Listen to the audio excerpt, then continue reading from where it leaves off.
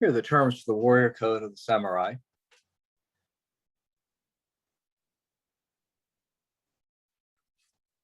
And by the end of this presentation, you should understand first the meaning of the term Bushido. Next, when and why the samurai warrior code as we know it emerged. Third, the religious influences on the samurai warrior code. The samurai warrior code as expressed in Miyamoto Musashi's A Book of Five Rings, published in 1645, and particularly the samurai warrior code as expressed in Daidoji Yuzan's Bushido Sensu, published circa 1650. Story of the 47 Ronin and its significance. The appropriation of the samurai warrior code into the Imperial Japanese Army during World War II. And finally, the kamikaze as an expression of the samurai warrior code.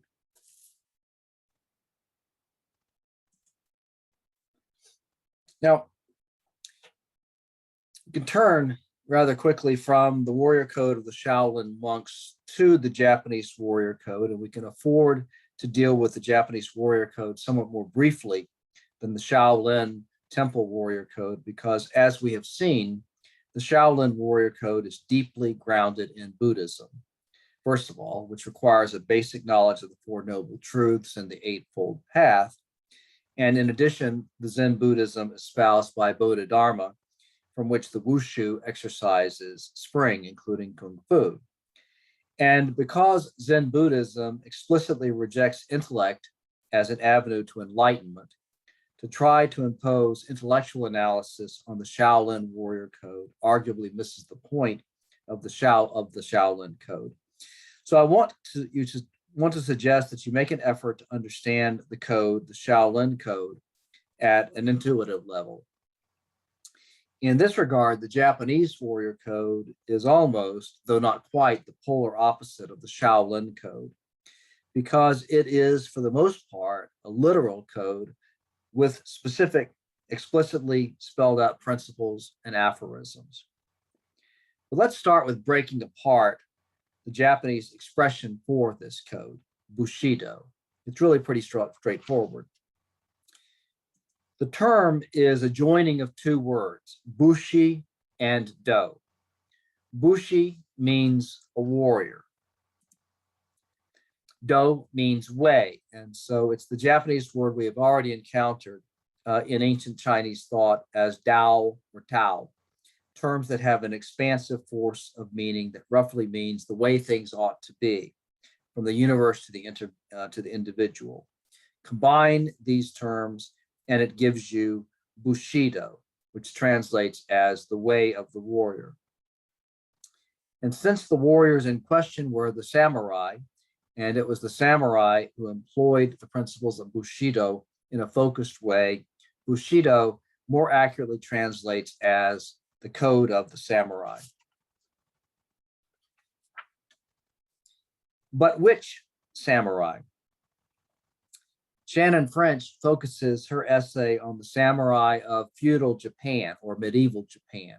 That's not really correct. The various treatises from which we learn about the samurai code come from after this period. They reflect the worldview of samurai who continued to exist as a class, but who were now primarily bureaucrats and administrators rather than warriors.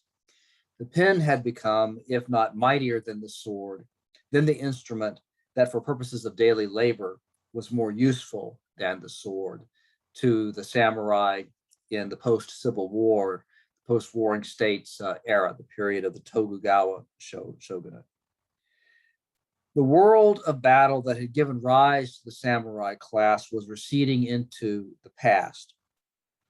A unified Japan, safe from invasion by the vast Pacific Ocean ramparts that guarded it, had little need of a warrior class in the literal sense. But the samurai remained, and the samurai code, as we'll study it, is really a code that was systematized in the 1600s and 1700s, especially the latter.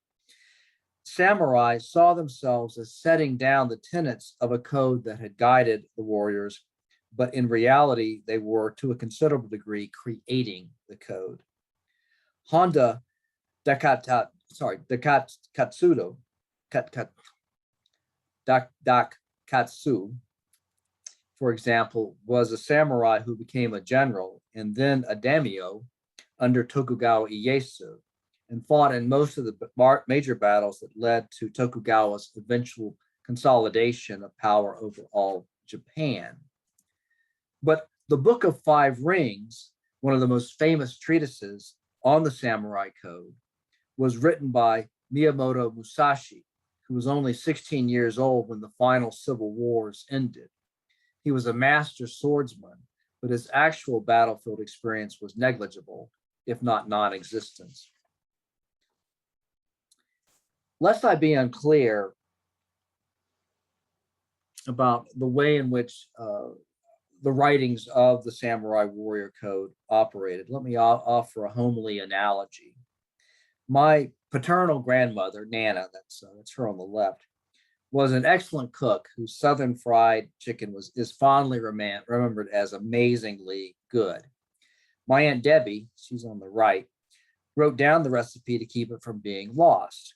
But the recipe, though handed down now for decades and believed to be the exact recipe that Nana had used, is in fact not the exact recipe. It couldn't be because Nana never actually wrote it down. It was first written down by my Aunt Debbie and reflected her best guess as to the ingredients and preparation techniques that Nana had used. Not only was it a guess, but the recipe actually calls for certain ingredients that were not available on the market when Nana first perfected her recipe. In other words, Nana's cherished recipe for fried chicken, which my 55-year-old sister Missy has passed along to my 22-year-old niece Bree, who will pass it along to her daughter Luna, who just turned 1, is really my Aunt Debbie's recipe. Nonetheless, it is a recipe that Aunt Debbie, Missy, and Bree, and everybody else in the clan accepts as the exact recipe for Nana's mouth-watering fried chicken. And more importantly, it keeps alive the cherished family memory of Nana's amazing fried chicken. The actual origins of the recipe don't matter. The recipe preserves that memory of Nana, and that is what counts.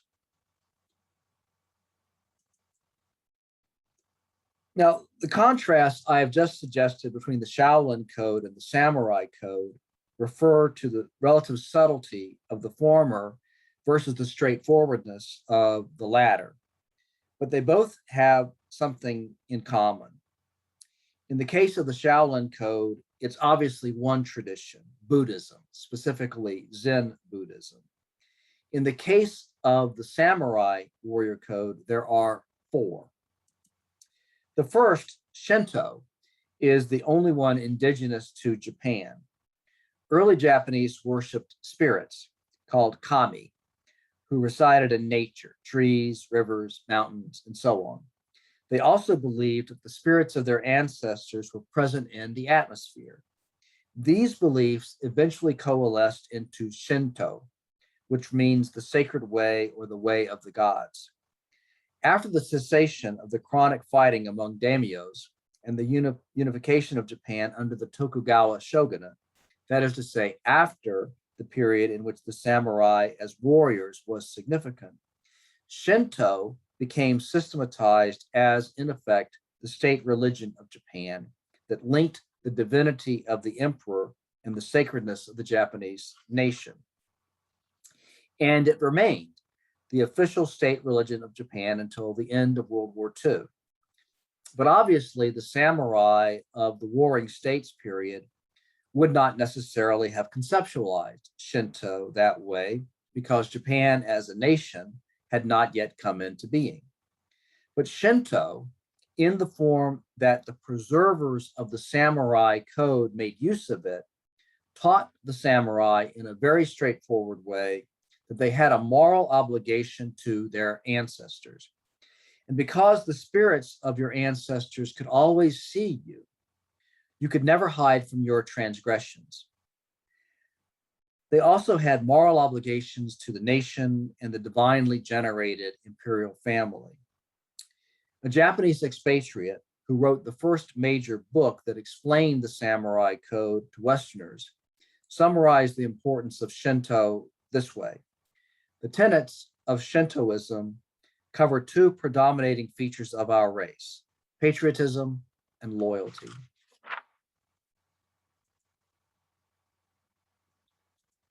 Buddhism is the second major influence.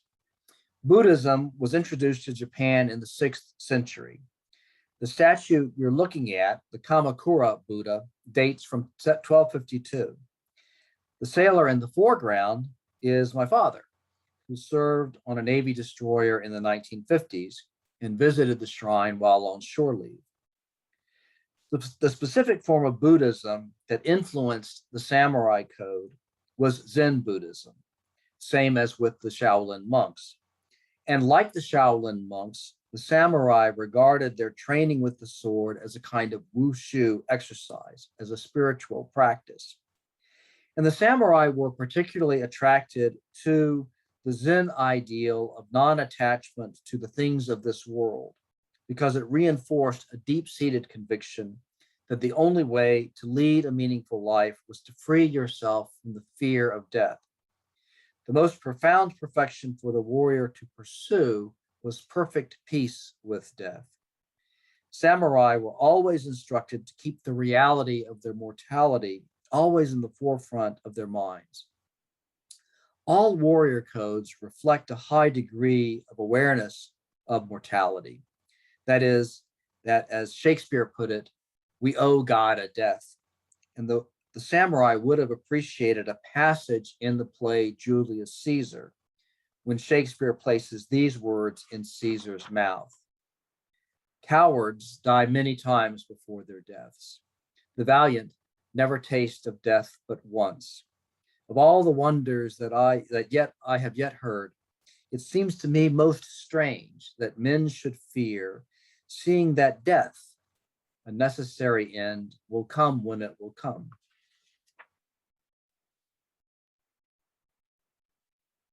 The third element is Confucianism, which we have previously encountered as an influence on Sun Tzu's The Art of War.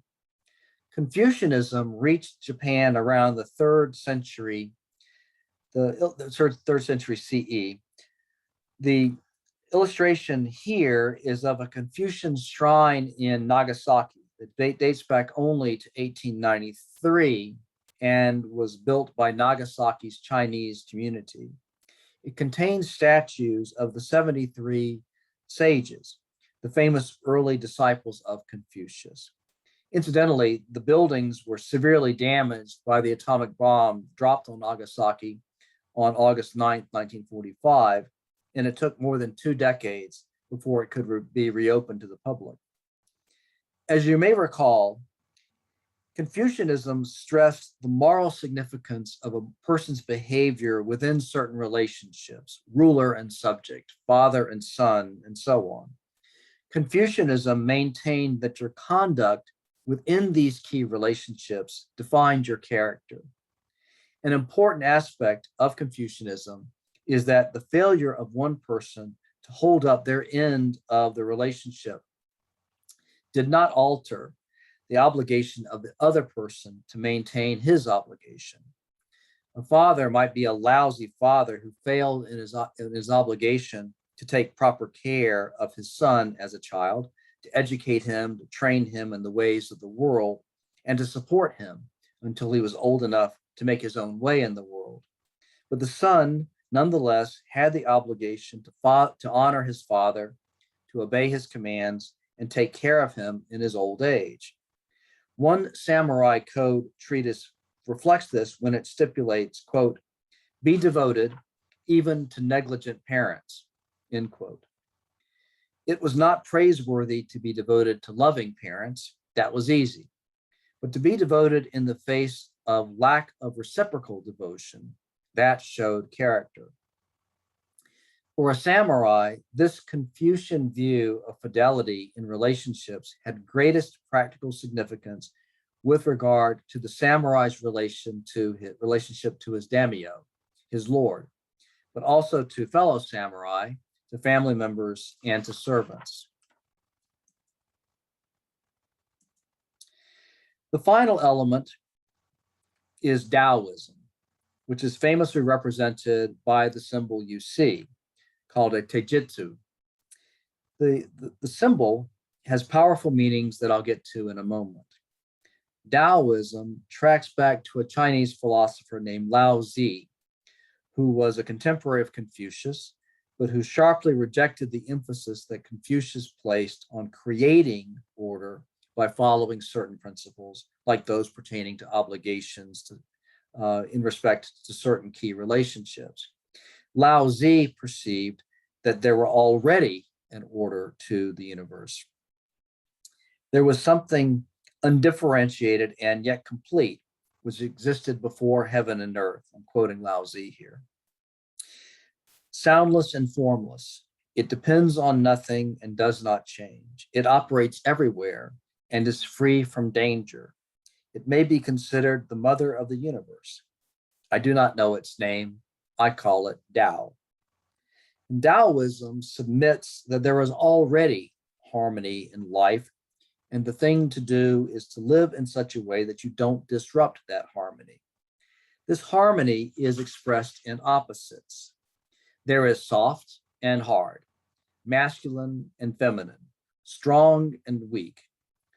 Autumn, when the leaves fall, and spring, when the buds of new leaves return. Winter cold and summer heat. The Taijutsu reflects the complementary and harmonization of these seeming opposites. If you've ever heard the term yin and yang, you've heard a phrase that comes straight out of Taoism. In Taoism, the yin-yang classification suggests the idea that opposites are needed in order for harmony to exist. To put it simply, we all need balance in our lives. To explain this further, let's take a closer look at the yin-yang symbol. As we do, notice that the black and white portions of the symbol are equal to one another. The black doesn't get more space than the white. White doesn't get more space than the black. They're equally important. Yes, they are opposites, but they are both equal and they're both needed. Now, frankly, I'm not wild about the way that Shannon French handles Taoism in her chapter. She introduces it briefly, but if she really connects it to the samurai code, I persistently miss it. To me, it adds nothing to the Zen idea of non-attachment, although I suppose it could be read as encouraging a mindset that accepts things as they are rather than wasting energy by trying to change them. And this, I think, is something that the samurai might have taken from Taoism. And it's certainly something that is a useful thing for us to understand in our own everyday lives. Let me use myself as an example. I'm 62 years old as I give this presentation, and the life that I have is pretty much the life that I'm going to have. My life situation is by no means what I would like for it to be, but I have found that for me, the wise course is not to strive, at this point almost certainly in vain, to acquire what is missing in my life, but rather to appreciate the life that I already have. And from what I've read elsewhere, Taoism is definitely thought to exert an influence on the samurai code. But so far, I really haven't found anything that does more than assert this. It's something I hope to explore further when I have the chance. In the meantime, I have an intuitive sense that that connection really is there, and that it centers upon being present and being appreciative of what one has, rather than grasping for what one does not have. Once you understand the role that spiritual influences play on the samurai code, the rest comes easily because the code is literally a code. For the most part, a series of straightforward statements about what you should and shouldn't do. One could point to several works that offer expressions of the Bushido. In the mid-1970s, Miyamoto Musashi's A Book of Five Rings, published in English by an obscure American press, became a bestseller when its fighting strategy and swordsmanship tactics were touted as master metaphors for understanding Japanese business success. The book itself, however, dates back to 1645 and was written by Japan's universally acknowledged master swordsman as a treatise for his disciples. The five rings to which he refers are drawn straight from Buddhism. The five elements of earth, water, fire, wind, and void, also translated as no thing. In his view, earth represented the foundation of all things, water, the purity and fluidity of his style of fighting. Fire represented battle with its energy and ability to change direction. Wind represented other styles of fighting, and void represented the place that all things come from.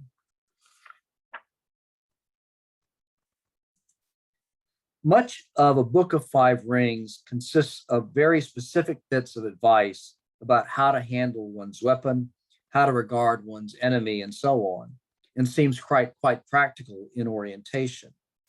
It is not difficult, however, to read these principles in metaphorical terms, and some of them are unmistakably philosophical. Notice how many appear to be seemingly irrelevant to a warrior's trade. For example,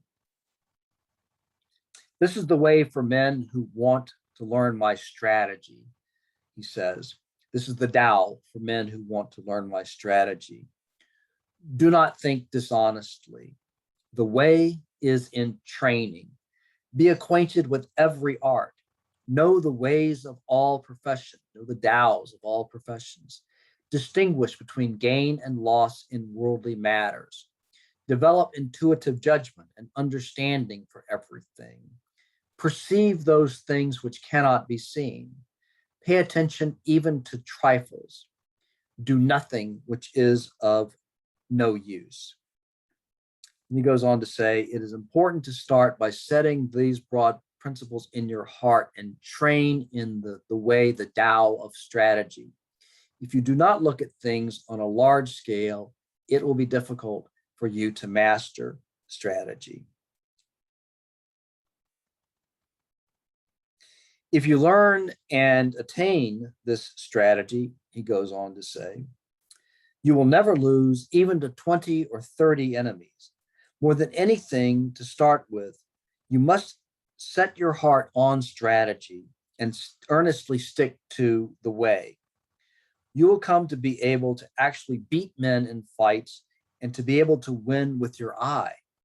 Also, by training, you will be able to freely control your own body, conquer men with your body.